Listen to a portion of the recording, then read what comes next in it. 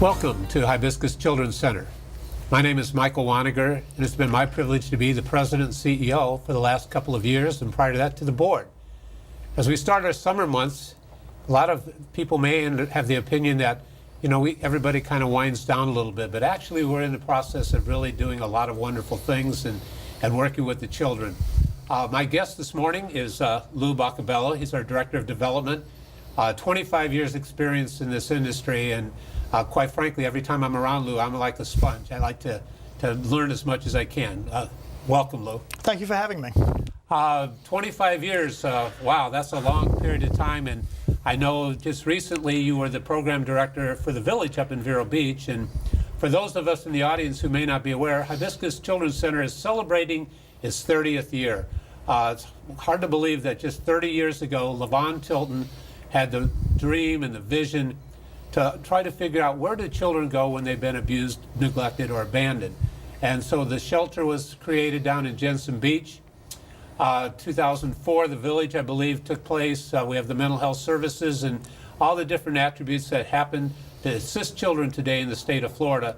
And it's really been a wonderful journey. And we couldn't do it without people like yourself, Lou. So thank you. Do me a favor and tell the people out there who may not know you yet, and I know as your new position of Director of Development, they'll be seeing a lot of you here in St. Lucie County, and I'd like to introduce you to the people out there because you are a wealth of knowledge, and I just love, as I said, when we talk to, a lot of times we'll do grants together, we'll talk to people, and Lou, I just wind him up and let him go. He does a really good job. So the floor is yours, my friend. Thank you very much. Like you said, I've been in child welfare for about 25 years, started with the Department of Children and Families back in 1990.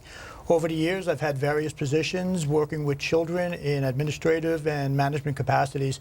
And one of the things that really attracted me to Hibiscus Children's Center is the history and the programs that Hibiscus has been known for. Working with various agencies here in the community, I've been very much in tune with Hibiscus Children's Center over the years. And when an opportunity presented itself to become part of the Hibiscus team, I felt that that was a great move for myself. So back in 2012, I was hired and became the director of the Children's Village, which is located up in Vero Beach. And it's a program that works with children ages 13 to 17. It's a residential group home program, and it's an extension of the foster care system. We work with children that have been removed from their homes as a result of being abused, neglected, or abandoned, and the children are placed in our care for us to provide services and to provide a structured, stable, and safe environment for these children. We have the capacity there to serve children that up to 40 children at a given point in time. And these children live on our campus, and we have staff that are trained from working with the children in terms of their mental health issues, substance abuse issues, and also their educational needs as well. And one of the things that really makes this program a premier program throughout the state of Florida is the different components that we have with our program. Our program offers an educational program where we have a GED program on site. We have a full-time GED teacher and an educational liaison that works hand in hand with the Indian River County school system to ensure that the children are receiving the educational needs that they have. In addition to that, we have a mental health program. We have licensed clinicians on staff. We have therapists on staff. We're very fortunate that we don't have to contract out with services where we're able to have those services on hand, because at any given point in time, there could be a crisis or an intervention that would require the services of a therapist. And having that therapist on site, they're able to build a rapport with the children, and they're able to have a good working relationship with them, and the children feel very comfortable relating to them and speaking with them about the different needs that they have. And the Career Pathways program, which encompasses not only the educational component, but also our career learning and life skills program as well, where the children come to us and we work with them in terms of the various life skills that they would normally learn at home. How do they boil water? How do you write a resume? How do you iron a shirt? How do you prepare yourself to go out and get a job? And we're able to provide the children with internships and opportunities through the many partnerships and collaborations that we have throughout the Indian River community. So the community has really embraced us. They have become a part of our program. We have hundreds of volunteers that come and work with the children on various issues. They work with the children in terms of mentoring, tutoring. We have people that come and work with them individually and as a group with types of art services and various things that the children enjoy. So the relationships that we're able to establish and maintain really help these children as they're moving forward. Well, thank you. It's, again, for our audience who may not be aware, again, as we said, Hibiscus Children's Center was founded back in 1985 by a young lady by the name of LaVon Tilton, who's still very active, by the way, and she's just a delightful woman to be around. The children there was, initially it was for an emergency shelter. Correct. From birth rate till 12 years old. And then as the children progress or whatever, sometimes they're there for 2-3 days, sometimes they're there a couple of years, unfortunately. But at least they have a place to go. And I think the programs that have been delivered, and at least from my perspective, having observed it, especially up at the village, how it's grown. And again, the village is kind of a unique concept. It's about 8 homes. If you can imagine a cul-de-sac with a grass field in the middle, a park or whatever it might happen to be, separated by, I know, by gender, boys and girls, different age, different areas of need. And then I know last year you started a program with extended foster care, and I know we're looking at even taking the next step of doing a sibling.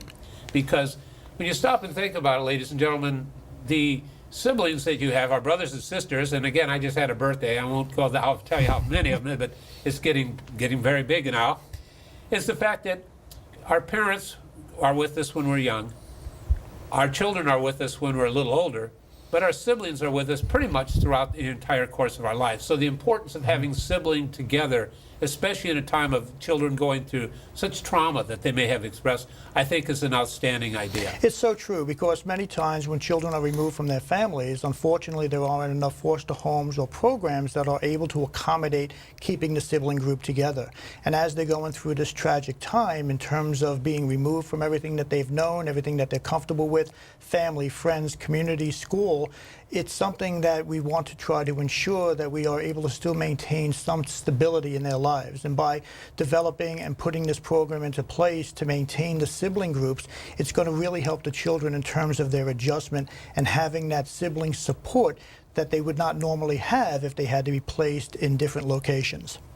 And that makes, I think that just makes common sense. I know many of us who, I'm the oldest of about 5 kids myself, and after you go to college and then your career takes you different places around the country and everything, but one of the good things, I guess, now that didn't happen when I got out of college was called Facebook. You can kind of keep in touch with everybody, but when the children are there together, I think it is very, very important. I've seen it firsthand how important it is that they continue to have somebody that they know, they trust, they rely on as they develop throughout the program. That's true, and currently we do have some sibling groups. We have brothers and sisters that are able to be in our program. They are 13 to 17 years of age, and this sibling program is going to be working with some of the younger children, so then that way the younger children are going to be able to be housed. If they're the same sibling, they're going to be able to be housed in the same home as the other child, so that way they'll have that added support.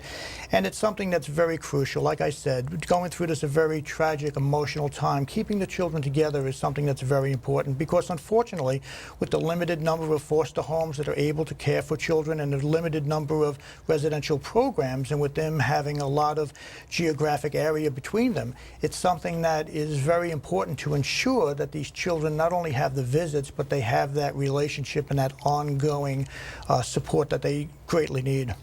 You know, a lot of people in the audience may not be aware of the fact Hibiscus Children's Center is in 4 counties here throughout the Treasure Coast. And candidly, we are a 501c3 not-for-profit, so we basically takes about $7.5 million to sustain all of the activities. We have 150 employees, full and part-time, and about 350 volunteers. So this time of year, we're really looking, and I know a lot of people are looking for vacation, graduations. Volunteerism still remains very important for some of the children that are going there. In your new position, I think it's really great as Director of Development. One of your main roles is to go out and tell the story of Hibiscus and hopefully do some fundraising, do some types of major gifts, get people who have a philanthropic mindset to sit there no matter what it is. You're doing something that's really helping not only the kids, the community. And from my perspective, what a better person to have a credential as far as on your resume than the person who ran the village. You knew what it was like day by day, and I'm sure every day was a challenge, some more so than others, but at the same time, you understand at the end of the day, as I do, no matter how difficult our days are, these children have had it much worse, and that's how we kind of, I guess, survive to go to get through the next day. Some of the children I've gotten to know, again, with the GED program. A lot of these children just want motivation, inspiration. They want to know that they can be successful. That's true.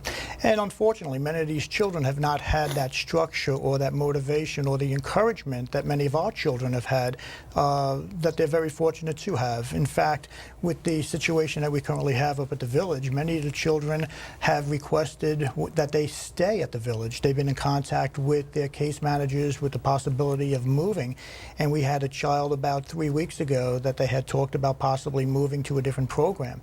And they spoke with their case manager and said that with everything that they've been able to do and everything that Hibiscus has been able to help them with, they wanted to stay within our program. So the children that we're currently serving are the children that, again, have been abused, neglected, and abandoned. And with everything that they've been through, we're trying to provide a stable environment. And with my background as serving as the director at the village and now working as the director of development, it provides me with that insight and the knowledge to go out into the community, like you said, to speak about the story, let the people know exactly what the situation is, what these children have had to endure, and how we can make their lives much better. In addition to the many other programs that Hibiscus Children's Center provides in terms of the community mental health program and our infant mental health program, sexual abuse treatment team, and the services that we provide throughout the Treasure Coast and Okeechobee. And you're right. The programs are something that have evolved. The way we do business today is much different than when we did 30 years ago, 20 years ago, or as I even say 2 years ago, because society has changed. I mean, the children have changed. I know the program that I'm one of my favorite ones is the Career Pathways, because unlike what a lot of people may perceive, is we're not just like a shelter where we just house and feed. We actually do a lot of programs to prepare these young men and women to become productive citizens, to be able to be really successful in their own life. Career Pathways is a great example of that, where I know they can get jobs that they can go ahead and follow their interests, whatever it might happen to be. And I know you personally, because we shared this information beforehand, can sit there and see how these children have such a tough time maybe making that adjustment. And yet you are the father of 2 young teenagers yourself. I am. And you might want to say how that relates, Sure. because I think that's really important for all of us out there who think, you know, what is normal today, if there is such a thing? Exactly. And being a parent, it's a daily struggle, working with your children to make sure that they're learning everything they need to learn, that they have the knowledge that they need to go out into society and do well in whatever it is that they are doing at that given point in time, whether or not they're in grade school, middle school, high school, or in my case, I have a daughter that's going to be going to college in August, so making sure that she's prepared and she knows what she needs to do and some of the things that she may be experiencing. But in terms of making sure that she understands the banking, understands how to budget, or understands how to cook and how to clean her clothes and how to budget and how to prioritize and organize, these are the things that as parents sometimes we take that for granted, where we think that all children are being taught these things. And unfortunately, many of the children that we work with in our programs are not able to have those benefits. So that's where the Career Pathways program comes into play. By incorporating daily life skills that we would normally teach our own children, these are the things that we try to embark on these children to make sure that they truly understand what it's like to get up in the morning and get your clothes ready, to go out, to be organized, making sure that you have everything that you need, to understand why you need to budget, how to use an ATM card. If you're going to be renting an apartment, do you need renter's insurance? When you get old enough to have a car, why do you need car insurance? And the Career Pathways program exposes them to all of the life skills that they need. We have many partners and agencies and businesses that come in and conduct seminars with our children. We have many banks within the community that come and teach the children how to budget, the purpose of saving money, how to invest. We have a seminar that's going to be coming up shortly where we're going to talk to the children about small business opportunities. How do you go out and do an interview? How do you conduct yourself? How do you present yourself? How do you write a resume? So by having these skills, these children will then be able to become successful individuals within our community. And it's so important because many of these children have not had that, like I've mentioned before. We have children that have not been in school for 3 to 4 to 5 years, so their grade levels are so far behind. So we're able to work with them on site in the GED program and get them to where they need to be.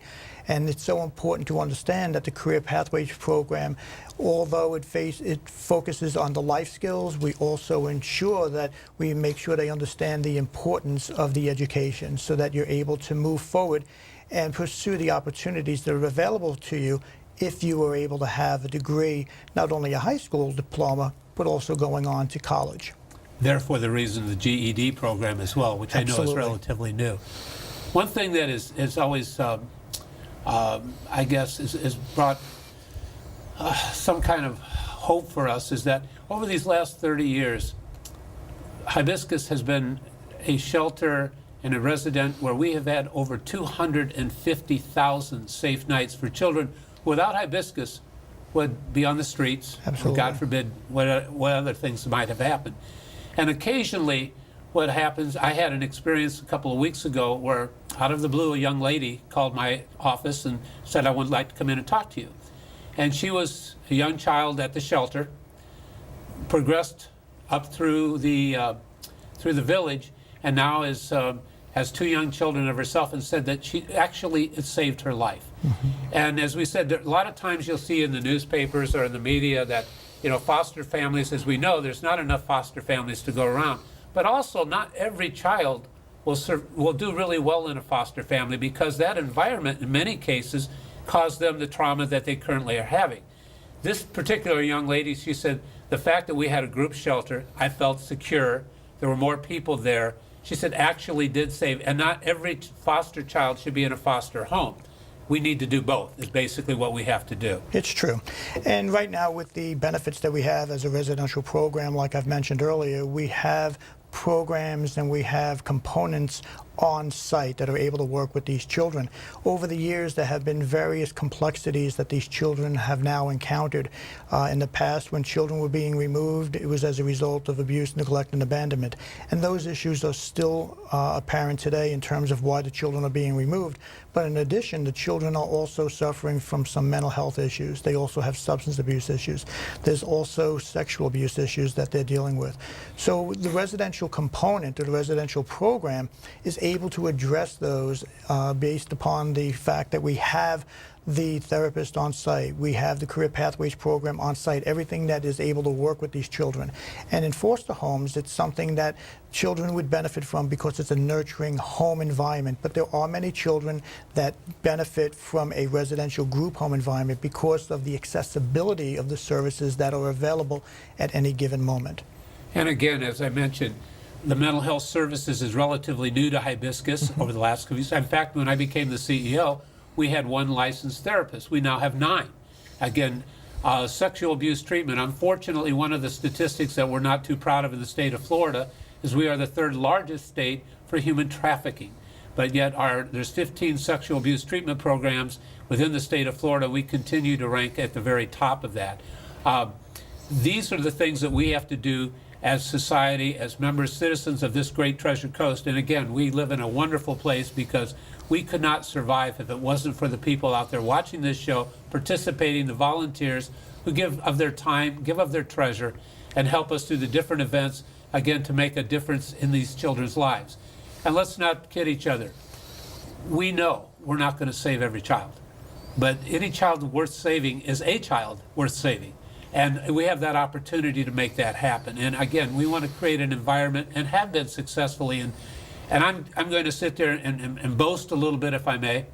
I'm so proud of our organization, of the volunteers of the Treasure Coast, of St. Lucie County here. We just got recognized as out of almost 200 nonprofits, as the nonprofit organization of the year here in St. Lucie County. And again, that is a testimony to people like yourself who are dedicated and share the passion to help children to make a better life, as well as the volunteers in this community who take time to come and mentor, to sit down and talk to them, to create events for children to do this, to help them create some life or some part of normalcy that they may never have gotten.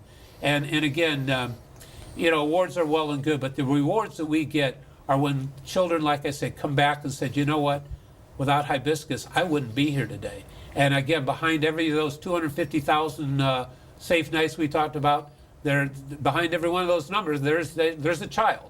And behind every one of those children, there's a story. And I have an opportunity, I know occasionally, I tell this story all the time. Once a year, around towards the end of December, I put on my one and only red suit, and I go down to the shelter. And I have an opportunity to share with some of these children who've never understood or never had the opportunity to celebrate a holiday. And to see some of the children, they're wide-eyed, they're just so happy to think that we have an opportunity that we can teach these children that the problems, the trauma that they've been through before is not necessarily going to be there all their life. And again, these are part of the programs that Hibiscus has been very, very successful in doing. And again, we're starting the next 30 years. And as some of these children who came in as early infants now are becoming parents themselves. Pretty soon they may become grandparents, you know, the whole thing. So we have established an entire legacy, if you will, here within the Treasure Coast. And I know that gives all of us a sense of pride that when we see these children and we see the smiles. I'm thinking of one young lady also that I met up at the village who just recently passed her GED. I know she's working in a store, and due to obviously confidentiality, we can't sit there and talk about names or even follow the children unless they want to come back. But it's like every time I'm up there, she seeks us out and wants to tell a story. Hey, I passed this, or I did that, and I'm sure you had stories like that every day. We do. And going back what you were saying about the 250,000 safe nights, it's really a testament to what we're able to provide to these children, because once these children feel safe and secure, that's when they're able to start healing. Yep. In terms of their comfort level, once they feel safe and secure, knowing that they're not going to have to worry about those issues that they've had in the past, knowing that we're protecting, that they're getting services, and that they're in a group of people that care for them, not only the staff and the therapists, but also the other children that are there. They're able to sit and relate with each other. And once they feel secure and comfortable, that's when we're able to really make headway with them, and they're able to open up and start the healing process. And we've had many, many success stories up at the village, many of them that have gone on to college, many of them that are working within the community. We have a young lady right now that comes back to the village periodically and mentors some of the children that are at the village. Mm-hmm. She works now full-time at a hospital up in Gainesville while she's attending college full-time. And she has done very, very well. And she is a child that had the experience of being removed from her family at a very young age and had to go to the Jensen Beach shelter. Was at our shelter down in Jensen Beach for many years. They tried to reunite her with her family, and unfortunately they had to remove her again. And as a result of her being older, that's when she wound up coming to the village up in Vero Beach. And it's truly a testament to show that once these children are out of that environment and they have someone that's caring and loving them and showing them the things that they need to do, how these children can improve and how they can prosper. And it's something that is very important for people to understand, that Hibiscus has made a tremendous difference in the lives of all of these children. And one of the things that I've learned over the last 3 years is that a lot of people are not truly understanding what it is that Hibiscus does. At first, when I would speak to people, they would just say, yes, that program that's down in Jensen Beach that works with the young children. A lot of them really did not understand the program that we provide up in Indian River County for the teenagers, or the other programs that we have throughout the 4 counties. So going out and working with individuals, businesses, individuals, so then that way they become more aware of who we are. And once we're able to tell our story, it's something that people get a better understanding, and at that point they want to do something in terms of helping the children. And speaking of helping the children and doing something, our fiscal year starts July 1. And so we're just finishing this fiscal year, and we got a new slate of officers. Bob Lowe from right here in St. Lucie County is going to be our new chair. And Corey Benton is our new president for St. Lucie County. And again, I love the fact that when we get every time we have new people, we have one chance to keep continuing to do it better. fresh ideas, new energy, it breathes new life into what's happening. And I encourage all of you who may or may not be aware of the fact that to come and visit. Come to the Jensen Beach Shelter. Come to the village. We have volunteer coordinators that can set that up to tour to see what's happening in your own community. We have programs right here in St. Lucie County like Supporting Families in Crisis, which is nationally acclaimed. We have organizations throughout the United States that come here to take a look at this program because it has a 99 and 9/10% rate even of keeping children and keeping families out of the crisis mode. This is something that I think is fabulous that we're doing. So we're doing it on the prevention as well as after the fact. So again, it becomes an entire community-based deal. And this is one of the things that I think is so great about living in this community. A lot of people don't know about Hibiscus because, again, the Treasure Coast, St. Lucie County here specifically, is one of the fastest growing counties in the country.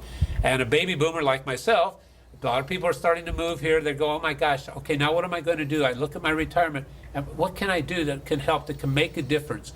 Maybe their children have left, you know, they're empty nesters now. You can only, trust me, you can only play golf so many days a week. Mm-hmm. And to get involved in a philanthropic, worthwhile effort, because the children are an investment. And that's who's going to be running the world as we move forward.